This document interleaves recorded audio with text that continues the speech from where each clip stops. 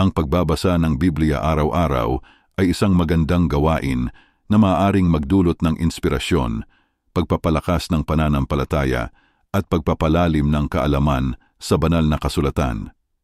Narito ang ilang mga dahilan kung bakit mahalaga ang regular na pagbabasa ng Biblia.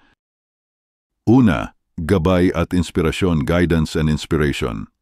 Ang Biblia ay naglalaman ng mga aral at gabay na maaring magbigay inspirasyon sa ating pang-araw-araw na buhay.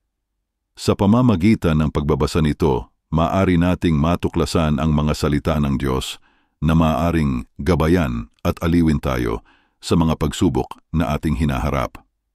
Pangalawa, paghuhubog ng character formation. Ang mga aral at kwento sa Biblia ay nagtuturo sa atin ng tamang pag-uugali, pagmamahal sa kapwa, at pagiging mabuting tao. Sa pamamagitan ng regular na pagbabasa ng Biblia, maaari nating mapalalim ang ating kaalaman at maipakita ang mga ito sa ating mga kilos at pananalita. Pangatlo, pananalangin prayer. Ang Biblia ay naglalaman ng mga panalangin, mga salmo at mga pangako ng Diyos na maaaring magbigay lakas sa ating pananampalataya at magpalakas sa ating pakikipag-ugnayan sa Panginoon. Sa pamamagitan ng pagbabasa ng mga banal na kasulatan, maaari nating palakasin ang ating panalangin at pakikipag-ugnayan sa Diyos. Pang-apat, pagpapalalim ng kaalaman, deepening of knowledge. Ang Biblia ay isang mapagkukunan ng kaalaman tungkol sa kasaysayan, relihiyon at moralidad.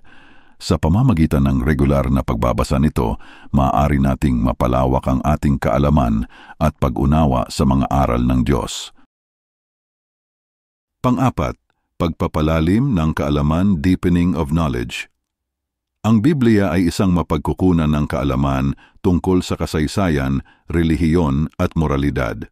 Sa pamamagitan ng regular na pagbabasa nito, maaari nating mapalawak ang ating kaalaman at pag-unawa sa mga aral ng Diyos. Sa huli, sa pagtutok sa araw-araw na pagbabasa ng Biblia, mahalaga rin na magkaroon ng wastong pag-unawa sa mga teksto at magpakumbaba upang tanggapin ang mga aral na ibinabahagi nito. Ang pagbabasa ng Biblia ay isang proseso ng paglalakbay sa pananampalataya at pagpapalalim ng relasyon sa Diyos. Thanks for watching and listening. God bless you.